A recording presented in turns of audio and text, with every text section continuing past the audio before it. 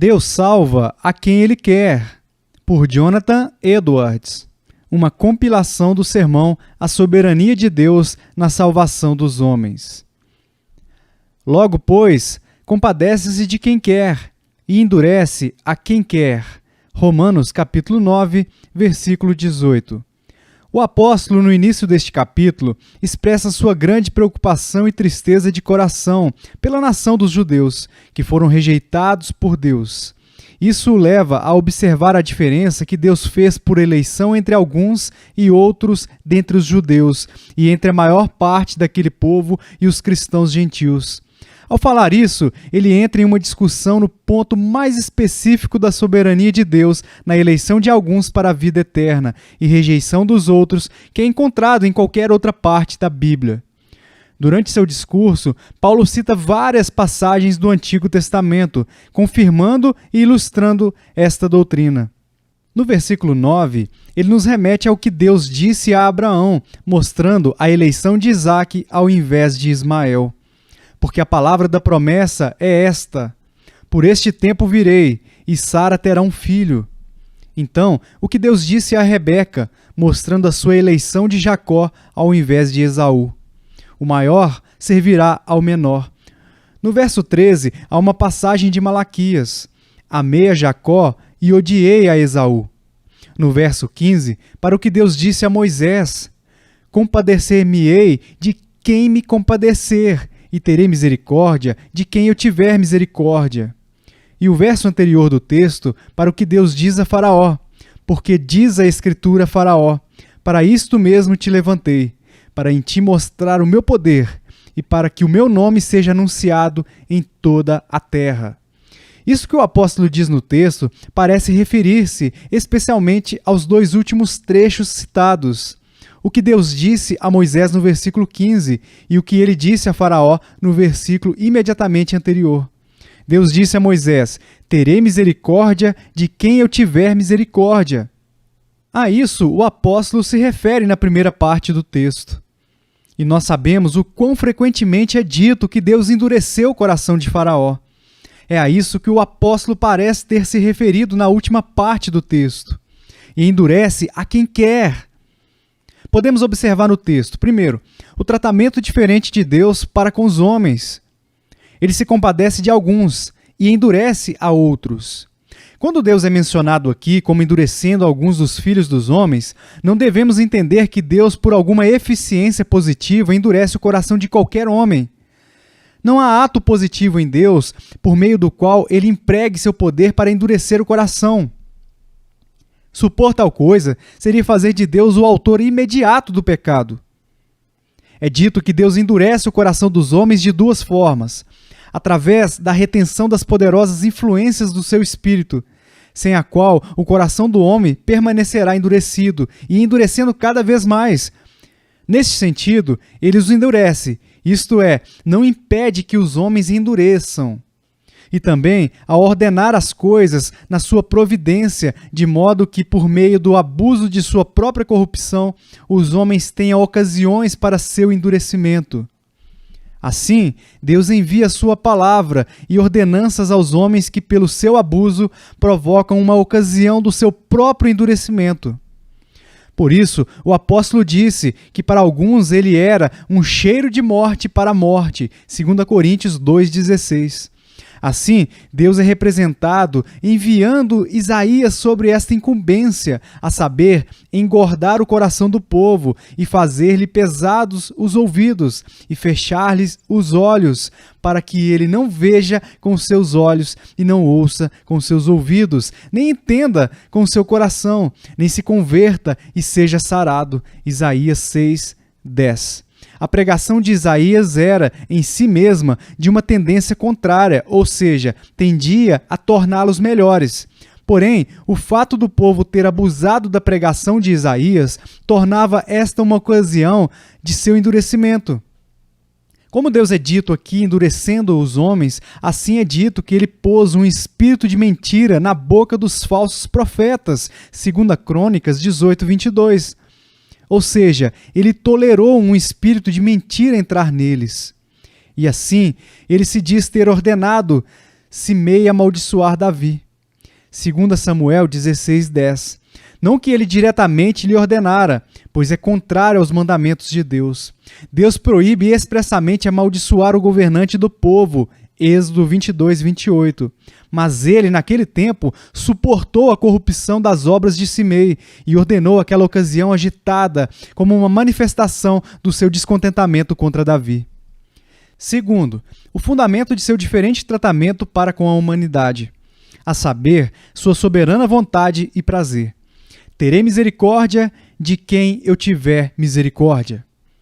Isso não significa simplesmente que Deus nunca mostra misericórdia ou a nega contra a sua vontade ou que ele está sempre disposto a fazê-lo quando ele faz isso. Um sujeito disposto ou servo, quando ele obedece às ordens de seu senhor, ele pode nunca fazer qualquer coisa contra a sua vontade, mas ele pode não fazer de bom grado e com prazer. Embora ele não possa dizer que fez a sua vontade no sentido do texto. Mas a expressão implica que é mera vontade de Deus, vontade soberana, que supremamente ordena este acontecimento. A vontade divina não possui restrição, limitação ou obrigação. Doutrina: Deus exerce sua soberania na salvação eterna dos homens. Ele não somente é soberano e tem o direito soberano de dispor e ordenar cada acontecimento. E ele não somente pode proceder de uma maneira soberana, se quiser, e ninguém pode acusar este seu direito como excessivo. Mas ele realmente faz isso. Ele exerce o direito que ele tem. O que é a soberania de Deus? A soberania de Deus é o seu direito absoluto e independente de dispor de todas as criaturas de acordo com seu próprio prazer.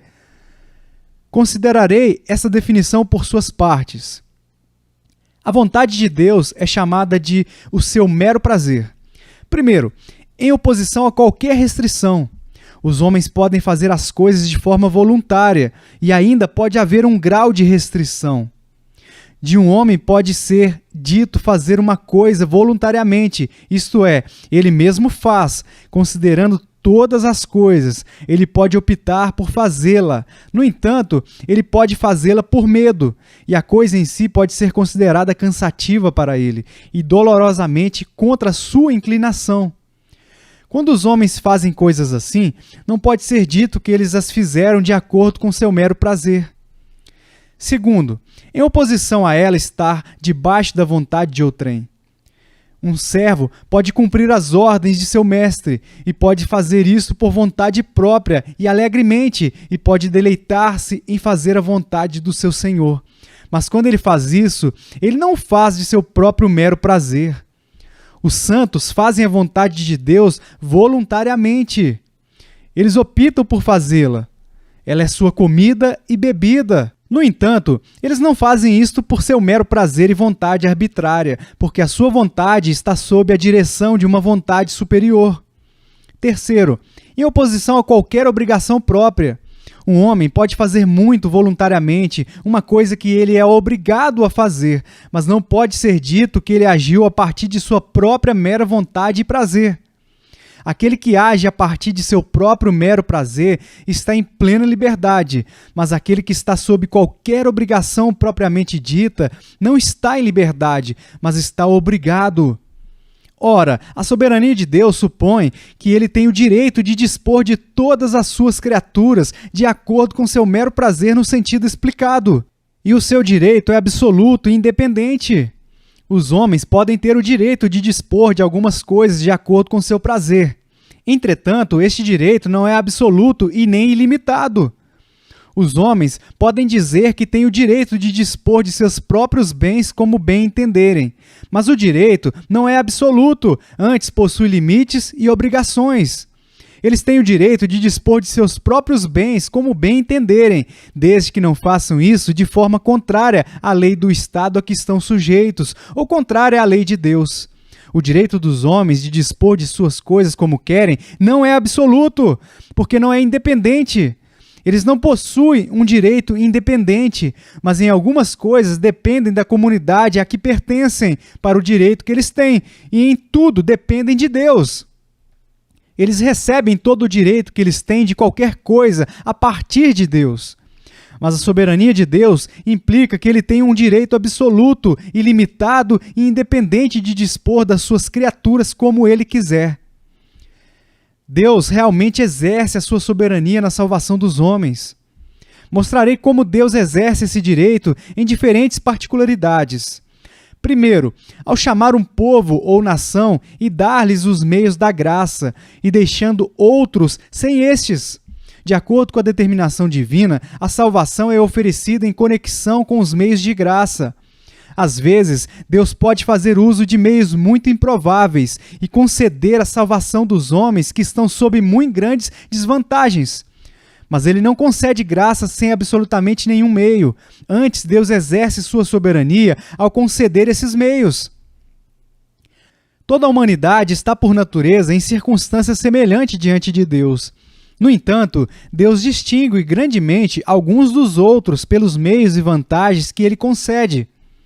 Os selvagens, que vivem em partes remotas do continente, estão sob a mais grosseira escuridão pagã, bem como os habitantes da África estão, naturalmente, em circunstâncias exatamente semelhantes para com Deus, como nós nesta terra. Eles não estão mais alienados ou distantes de Deus em sua natureza do que nós. E Deus não tem mais causas para acusá-los do que a nós. E, contudo, que grande diferença Deus fez entre nós e eles! Nisso, ele exerceu sua soberania. Ele fez isso no passado, quando ele escolheu apenas um povo, para torná-lo seu povo da aliança e dar-lhes os meios de graça, e deixou todos os outros e os entregou à escuridão pagã e à tirania do diabo. Deus os deixou a perecer de geração em geração por muitas centenas de anos. A terra que no passado estava povoada por muitas grandes e poderosas nações. Havia os egípcios, um povo famoso por sua sabedoria. Havia também os assírios e caldeus, que eram nações grandes, sábias e poderosas. Havia os persas, que por sua força e política sujeitaram uma grande parte do mundo. Havia as nações renomadas dos gregos e romanos, que eram famosos por todo o mundo por seus excelentes governos civis, por sua sabedoria e habilidade nas artes da paz e da guerra, e que por sua destreza militar subjugaram e reinaram sobre o mundo. Porém, todos aqueles foram rejeitados. Deus não os escolheu para serem o seu povo, mas deixou-os por muitas eras na grosseira escuridão pagã, a perecer por falta de visão, e escolheu um único povo, a posteridade de Jacó, para ser o seu próprio povo e para dar-lhes os meios de graça. Mostra a sua palavra a Jacó, os seus estatutos e os seus juízos a Israel. Não fez assim a nenhuma outra nação, e quanto aos seus juízos, não os conhecem. Salmo 147, 19 e 20. Esta nação era um povo pequeno e desprezível em comparação com muitas outras pessoas. O Senhor não tomou prazer em vós, nem vos escolheu, porque a vossa multidão era mais do que a de todos os outros povos. Sabe, pois, que não é por causa da tua justiça que o Senhor teu Deus te dá esta boa terra para possuí-la, pois tu és povo obstinado. Deuteronômio 7:7 e 9:6. Deus lhes dá a entender que não era por nenhuma outra causa senão o seu livre amor eletivo que o levou a escolhê-los para ser seu povo. A razão dada ao porquê Deus os amava foi porque ele os amava. Deuteronômio 7:8, que é o mesmo que dizer que foi agradável à sua vontade soberana colocar o seu amor sobre você. Deus também mostrou a sua soberania na escolha das pessoas, quando outras nações foram rejeitadas, que vieram dos mesmos progenitores. Assim, os filhos de Isaque foram escolhidos, quando a posteridade de Ismael e dos outros filhos de Abraão foram rejeitadas. Assim, os filhos de Jacó foram escolhidos quando a posteridade de Esaú foi rejeitada. Como o apóstolo observa em Romanos 9:7, nem por serem descendência de Abraão são todos filhos, mas em Isaque será chamada a tua descendência. E novamente nos versículos 10 a 13. E não somente esta, mas também Rebeca, quando concebeu de Isaque, nosso pai, porque não tendo eles ainda nascido, nem tendo feito bem ou mal, para que o propósito de Deus, segundo a eleição, ficasse firme, não por causa das obras, mas por aquele que chama. Foi-lhe dito a ela: o maior servirá ao menor. Como está escrito: amei a Jacó e odiei a Esaú. O apóstolo não se refere apenas à eleição das pessoas de Isaque e de Jacó, ao invés de Ismael e Esaú, mas de sua posteridade. Na passagem já citada de Malaquias, Deus tem o respeito às nações, que foram os descendentes de Esaú e Jacó. Malaquias 1, 2-3. Eu vos tenho amado, diz o Senhor.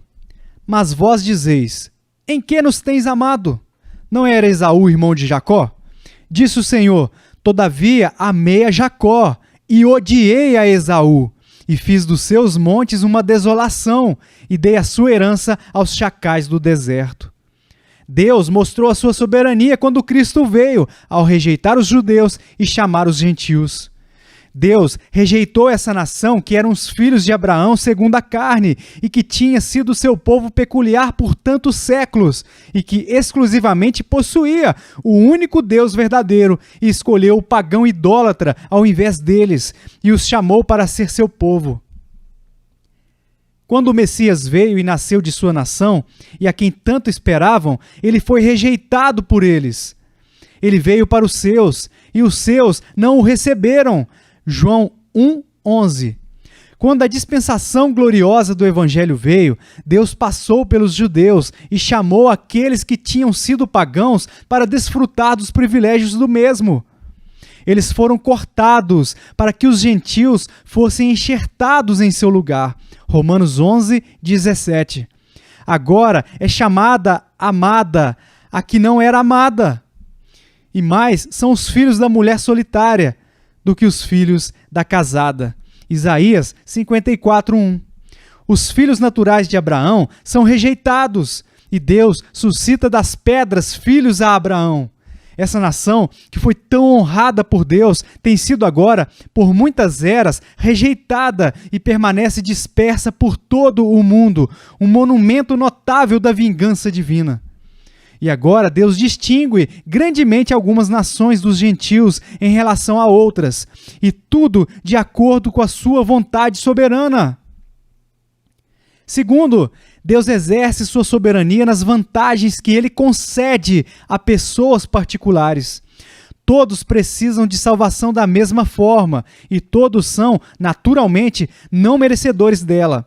Mas ele dá algumas vantagens maiores para a salvação a uns do que a outros.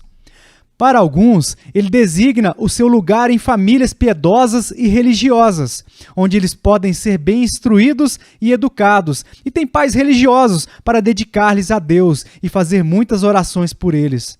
Deus coloca alguns sob um ministério mais poderoso do que os outros, e em locais onde há mais das efusões do Espírito de Deus. Para alguns, ele dá muito mais dos esforços e influências despertadoras do Espírito do que para outros.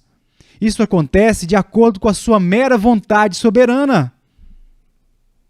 Terceiro, Deus exerce sua soberania algumas vezes concedendo salvação aos pequenos e medíocres e a nega aos sábios e grandes. Cristo, em sua soberania, passa pelas portas de príncipes e nobres e entra em alguma casa e ali faz morada e tem comunhão com seus obscuros habitantes. Deus, em sua soberania, reteve a salvação do homem rico, que se regalava esplendidamente todos os dias, e a concedeu ao pobre Lázaro, que estava sentado mendigando em seu portão. Deus, dessa forma, lança o desprezo sobre os príncipes e em todo o seu esplendor fulgurante. Então, Deus às vezes passa por homens sábios, homens de grande entendimento, eruditos e grandes estudiosos, e dá salvação aos outros de pouco conhecimento, que só compreendem algumas das partes mais claras das Escrituras e os princípios fundamentais da religião cristã. Sim, parece haver poucos grandes homens que são chamados em relação aos outros. E Deus, em sua ordenação, faz que assim se manifeste a sua soberania. Porque vede, irmãos, a vossa vocação, que não são muitos os sábios segundo a carne, nem muitos os poderosos, nem muitos os nobres que são chamados. Mas Deus escolheu as coisas loucas deste mundo para confundir as sábias, e Deus escolheu as coisas fracas deste mundo para confundir as fortes. E Deus escolheu as coisas vis deste mundo, e as desprezíveis, e as que não são, para aniquilar as que são. 1 Coríntios 1, 26 ao 28. Quarto, concedendo salvação a pessoas que tiveram poucas vantagens. Às vezes, Deus abençoará meios fracos para produzir efeitos surpreendentes, quando os mais excelentes meios não são bem-sucedidos. Deus, às vezes, retém a salvação daqueles que são os filhos de pais muito piedosos e a concede a outros que foram criados em famílias ímpias.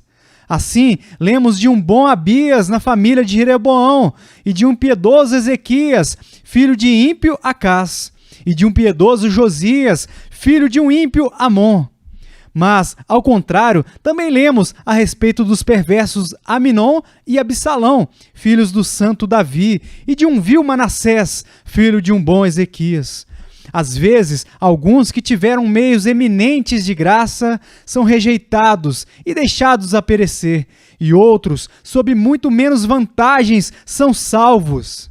Assim, os escribas e fariseus, que tinham tanta luz e conhecimento das Escrituras, foram em sua maioria rejeitados, e os pobres publicanos ignorantes foram salvos. A maior parte das pessoas, entre os quais Cristo estava muito familiarizado e que o ouviram pregar e o viram fazer milagres cotidianamente, foram deixados. E a mulher de Samaria foi tomada, e muitos outros samaritanos, ao mesmo tempo, que só ouviram pregar Cristo quando ele ocasionalmente passou por sua cidade. Assim, a mulher de Canaã, que não era do país dos judeus, foi tomada e viu Jesus Cristo uma única vez. Então, os judeus que tinham visto e ouvido Cristo, e visto seus milagres, e por quem os apóstolos trabalharam tanto, não foram salvos. Mas os gentios, muitos deles, que por assim dizer não ouviram as boas novas de salvação, senão transitoriamente, abraçando-as, foram convertidos. Quinto, Deus exerce sua soberania em chamar alguns para a salvação, que têm sido muito horrendamente ímpios, e deixando outros que foram pessoas morais e religiosas. Os fariseus eram uma seita muito rigorosa entre os judeus. Sua religião era extraordinária. Eles não eram como os demais homens roubadores, injustos ou adúlteros. Lucas 18:11. Havia moralidade neles. Eles jejuavam 2 vezes por semana e davam o dízimo de tudo o que possuíam. Eles eram religiosos. Mas ainda assim, eles foram, em sua maioria, rejeitados. E os publicanos, as meretrizes e um tipo abertamente vicioso de pessoas entraram no reino de Deus diante deles. Mateus 21:31. O apóstolo descreve a sua justiça enquanto fariseu.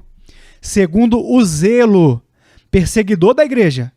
Segundo a justiça que há na lei, irrepreensível. Filipenses 3:6. O jovem rico veio e ajoelhou-se diante de Cristo, dizendo: Bom mestre, que farei para herdar a vida eterna? Ele era uma pessoa moral. Quando Cristo ordenou-lhe guardar os mandamentos, ele disse em seu próprio ponto de vista com sinceridade: Mestre, tudo isso guardei desde a minha mocidade. Marcos 10:20. Ele, obviamente, tinha sido criado em uma boa família, e era um jovem de tais maneiras amáveis e conduta correta, que é dito, e Jesus, olhando para ele, o amou. Marcos 10:21. Ainda assim, ele foi deixado. Enquanto o ladrão, que foi crucificado com Cristo, foi escolhido e chamado, mesmo na cruz. Às vezes, Deus mostra sua soberania, mostrando misericórdia para com o principal dos pecadores, por aqueles que foram assassinos, profanadores e blasfemos. E mesmo quando eles estão velhos, alguns são chamados na última hora. Deus, por vezes, mostra a soberania da sua graça ao mostrar misericórdia para com alguns que passaram a maior parte de suas vidas a serviço de Satanás e têm pouco para gastar no serviço de Deus. Sexto, na salvação de alguns daqueles que buscam a salvação e não outros. Alguns dos que buscam a salvação, como se sabe, tanto a partir das Escrituras e da observação dessas são logo convertidos, enquanto outros procuram por longo tempo e, contudo, não a obtêm por fim. Deus ajuda alguns a atravessarem as montanhas e as dificuldades que estão no caminho. Ele subjuga Satã e os livra de suas tentações, mas os outros são arruinados pelas tentações com as quais eles se encontram. Alguns nunca são completamente despertos, enquanto para outros Deus tem o prazer de dar as convicções completas. Alguns são deixados aos seus corações inconstantes. A outros, Deus os sustenta até o fim. Alguns são libertos de uma confiança em sua justiça própria. Outros nunca superam essa obstrução em seu caminho enquanto eles vivem. E alguns são convertidos e salvos sem nunca terem empregado tão grandes esforços como alguns que, não obstante, perecem. Venho agora dar as razões pelas quais Deus, assim, exerce a sua soberania na salvação eterna dos filhos dos homens. Primeiro, é agradável para o desígnio de Deus na criação do universo exercer cada atributo e, assim, manifestar a glória de cada um deles. O desígnio de Deus na criação foi o de glorificar a si mesmo, ou fazer manifesta a glória essencial de sua natureza. Foi ajustado que sua infinita glória deveria brilhar. E era o desígnio original de Deus fazer uma manifestação de sua glória como ela é. Não que era seu desígnio manifestar toda a sua glória para a apreensão das criaturas, pois é impossível que as mentes das criaturas possam compreendê-la. Mas foi o seu desígnio fazer uma verdadeira manifestação de sua glória, como representante de todos os seus atributos. Se Deus glorifica um atributo e não outro, quão defeituosa seria a manifestação da sua glória? E a representação não estaria completa. Se todos os atributos de Deus não são manifestados, a glória de nenhum deles se manifesta como ela é, pois os atributos divinos refletem a glória uns dos outros. Assim, se a sabedoria de Deus se manifestar e não a sua santidade, a glória de sua sabedoria não iria se manifestar como ela é. Pois uma parte da glória do atributo da sabedoria divina é que ela é uma sabedoria santa. Semelhantemente, se a sua santidade se manifestar e não a sua sabedoria, a glória de sua santidade não iria se manifestar como ela é. Pois uma coisa que pertence à glória da santidade de Deus é que ela é uma santidade sábia. Assim, é com relação aos atributos de misericórdia e justiça. A glória da misericórdia de Deus não aparece como ela é, a não ser que seja manifesta como uma misericórdia justa ou como uma misericórdia consistente com a justiça. E assim é com respeito à soberania de Deus. Ela reflete a glória de todos os seus outros atributos. E esta mesma soberania de Deus faz parte da glória da misericórdia de Deus, que é uma misericórdia soberana. Portanto, todos os atributos de Deus refletem a glória uns dos outros. A glória de um atributo não pode ser manifestada como ela realmente é, sem a manifestação de outro atributo. Um atributo é defeituoso sem o outro, e por conseguinte, a manifestação será defeituosa. Por isso, foi da vontade de Deus manifestar todos os seus atributos. A glória declarativa de Deus nas Escrituras é muitas vezes chamada de o nome de Deus, porque ele declara a sua natureza. Mas se o seu nome não significar a sua natureza como ela é, ou não declarar qualquer atributo, ela não é um nome verdadeiro. A soberania de Deus é um dos seus atributos e uma parte da sua glória. A glória de Deus, eminentemente, aparece em sua soberania absoluta sobre todas as criaturas, grandes e pequenas. Assim como a glória de um príncipe está em seu poder e domínio, assim também a glória de Deus é a sua soberania absoluta. Aqui aparece a infinita grandeza e majestade de Deus acima de todas as criaturas. Portanto, é da vontade de Deus manifestar a sua soberania. E a sua soberania, assim como seus outros atributos, é manifestada nos exercícios do mesmo. Ele glorifica o seu poder no exercício do poder. Ele glorifica a sua misericórdia no exercício da misericórdia.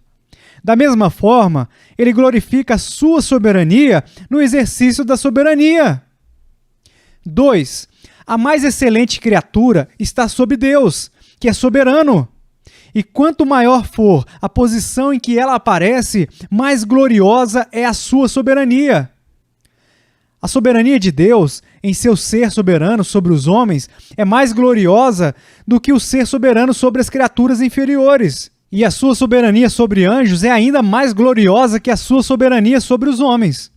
Pois quanto mais nobre a criatura é, ainda maior e mais alta foi a manifestação de Deus em sua soberania sobre ela.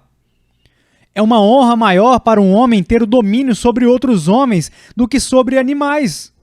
E uma honra ainda maior ter domínio sobre príncipes, nobres e reis do que sobre os homens comuns. Então, a glória da soberania de Deus é demonstrada em seu ser soberano sobre as almas dos homens, que são criaturas tão nobres e excelentes. Deus, portanto, exercerá a sua soberania sobre eles. E quanto mais o domínio de alguém se estende sobre um outro, maior será a honra. Se um homem tem domínio sobre outro apenas em alguns casos, ele não está ali muito exaltado, como em ter domínio absoluto sobre sua vida e fortuna e tudo o que ele tem. Assim, a soberania de Deus sobre os homens se mostra gloriosa por se estender a todas as coisas que lhes dizem respeito. Ele pode dispor delas em relação a tudo o que lhes diz respeito, de acordo com seu próprio prazer.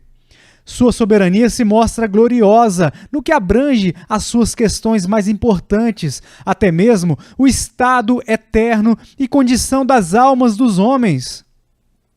Aqui vemos que a soberania de Deus é sem obrigações ou limites, na medida em que abrange a um caso de tamanha e infinita importância. Deus, portanto, em conformidade com seu desígnio de manifestar a sua própria glória, exercerá a sua soberania em relação aos homens, sobre as suas almas e corpos, mesmo na mais importante questão de sua salvação eterna.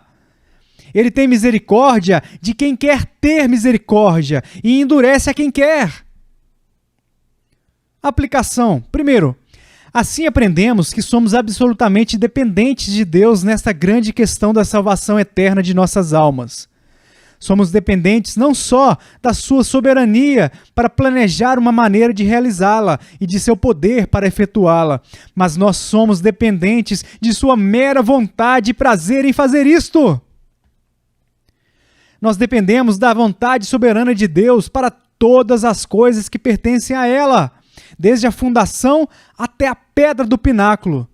Foi da vontade soberana de Deus que ele planejasse uma maneira de salvar qualquer um dentre a humanidade e nos desse Jesus Cristo, seu Filho unigênito, para ser o nosso Redentor. Porque ele olhou para nós e nos enviou um Salvador e não aos anjos caídos. Foi por causa da vontade soberana de Deus. Foi de seu soberano prazer escolher que meios empregar. O fato dele ter nos concedido a Bíblia e as ordenanças da religião foi por sua soberana graça. O seu oferecimento destes meios para nós, mais do que quaisquer outros, o seu oferecimento de influências de despertamento por meio do seu Espírito e sua concessão de graça divina, todos se dão apenas por seu soberano prazer. Quando ele diz, haja luz na alma de um alguém, esta é uma palavra de poder infinito e graça soberana. 2. Adoremos com a maior humildade a terrível e absoluta soberania de Deus. Como acabamos de mostrar, é um atributo eminente do ser divino, a saber que ele é soberano sobre esses excelentes seres tais como as almas dos homens, e que em todos os aspectos, inclusive no de sua salvação eterna, a grandeza infinita de Deus e a sua exaltação acima de nós não aparecem nada mais do que em sua soberania. Fala-se dela na Escritura como uma grande parte da sua glória. Vede agora que eu o sou, e mais nenhum Deus há além de mim. Eu mato e eu faço viver. Eu firo e eu saro, e ninguém há que escape da minha mão. Deuteronômio 32, 39. Mas o nosso Deus está nos céus, fez tudo o que lhe agradou. Salmo 115, 3. Cujo domínio é um domínio sempiterno e cujo reino é de geração em geração. E todos os moradores da terra são reputados em nada. E segundo a sua vontade, ele opera com o exército do céu e os moradores da terra. Não há quem possa estorvar a sua mão e lhe diga: que fazes? Daniel 4, 34, 35. Nosso Senhor Jesus Cristo louvou e glorificou o Pai pelo exercício de sua soberania na salvação dos homens. Naquele tempo, respondendo Jesus, disse: graças te dou, ó Pai, Senhor do céu e da terra, que ocultaste essas coisas aos sábios e entendidos e as revelaste aos pequeninos. Sim, ó Pai, porque assim te aprouve. Mateus 11, 25 e 26. Vamos, portanto, dar a Deus a glória da sua soberania, assim como adorar aquele cuja soberana vontade ordena todas as coisas, vendo a nós mesmos como sendo nada em comparação com ele. Domínio e soberania exigem reverência humilde e honra. A soberania absoluta, universal e ilimitada de Deus requer que devamos adorá-lo com toda a humildade possível e reverência. É impossível que possamos exceder em humildade e reverência diante deste ser, que pode dispor de nós por toda a eternidade da maneira que lhe agradar. Terceiro, aqueles que estão em um estado de salvação atribuem a graça soberana somente e dão todo louvor a ele, que os faz diferente dos outros. Piedade não é motivo para se gloriar, a não ser em Deus, para que nenhuma carne se glorie perante ele. Mas vós sois dele em Jesus Cristo, o qual para nós foi feito por Deus sabedoria e justiça e santificação e redenção, para que, como está escrito, aquele que se gloria, glorie-se no Senhor. 1 Coríntios 1, 29 ao 31. Tal não é, por qualquer meio, em qualquer grau atribuído à sua piedade, seu estado e condições seguras e felizes, a qualquer diferença natural entre eles e os outros homens, ou a qualquer força ou justiça própria. Eles não têm nenhum motivo para exaltar-se, no mínimo grau. Mas Deus é o ser a quem eles devem exaltar. Eles devem exaltar a Deus, o Pai, que os escolheu em Cristo, que pôs o seu amor sobre eles e deu-lhes a salvação antes deles nascerem e mesmo antes que o mundo existisse. Se perguntarem por que Deus colocou o seu amor sobre eles e os escolheu em vez de outros, se eles pensam que podem ver qualquer causa fora de Deus, estão muito enganados. Eles devem exaltar a Deus o Filho, que levou seus nomes em seu coração, quando ele veio ao mundo e foi pendurado na cruz, e em quem somente eles possuem justiça e força. Eles devem exaltar a Deus, o Espírito Santo, que por graça soberana os chamou das trevas para a sua maravilhosa luz, que por sua própria operação imediata e livre levou-os a uma compreensão do mal e do perigo do pecado e os resgatou de sua justiça própria e abriu-lhes os olhos para contemplarem a glória de Deus e as maravilhosas riquezas de Deus em Jesus Cristo e os santificou e os fez novas criaturas. Quando eles ouvirem sobre a maldade dos outros, ou olharem para as pessoas viciosas, eles devem pensar quão ímpios uma vez foram, e quanto eles provocaram a Deus, e como eles mereciam para sempre ser deixados por Ele a perecer no pecado, e que é somente a graça soberana que tem feito a diferença. Em 1 Coríntios 6,10 estão enumerados muitos tipos de pecadores: fornicadores, idólatras, adúlteros, efeminados, abusadores de si mesmos com a humanidade. Então, no versículo 11, o apóstolo lhes diz: e é o que alguns têm sido, mas haveis sido lavados, mas haveis sido santificados, mas haveis sido justificados em nome do Senhor Jesus e pelo Espírito do nosso Deus. O povo de Deus tem o maior motivo de gratidão e a maior razão para amar a Deus, que tem lhes concedido tão grande e inefável misericórdia meramente por sua vontade soberana. Quarto, assim aprendemos por que causa temos de admirar a graça de Deus, pois ele condescendeu a se ligar a nós por pacto. Pois ele, que é naturalmente, em seu supremo domínio sobre nós, o nosso proprietário absoluto, e pode fazer conosco o que lhe agrada, e não tem qualquer obrigação para conosco, pois deve, por assim dizer, abrir mão de sua liberdade absoluta e deixar de ser meramente soberano em suas dispensas para com os crentes, quando uma vez eles têm crido em Cristo, e para sua mais abundante consolação se ligam a Deus, para que eles possam pleitear a salvação deste soberano. Eles podem exigi-la por meio de Cristo como uma dívida, e seria prejudicial para a glória dos atributos de Deus negá-la a eles. Seria contrário à sua justiça e fidelidade.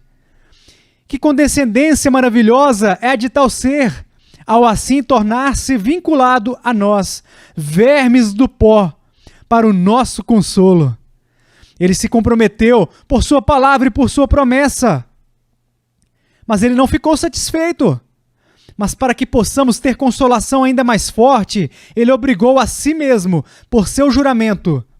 Porque, quando Deus fez a promessa a Abraão, como não tinha outro maior por quem jurasse, jurou por si mesmo, dizendo: certamente, abençoando-te abençoarei, e multiplicando te multiplicarei.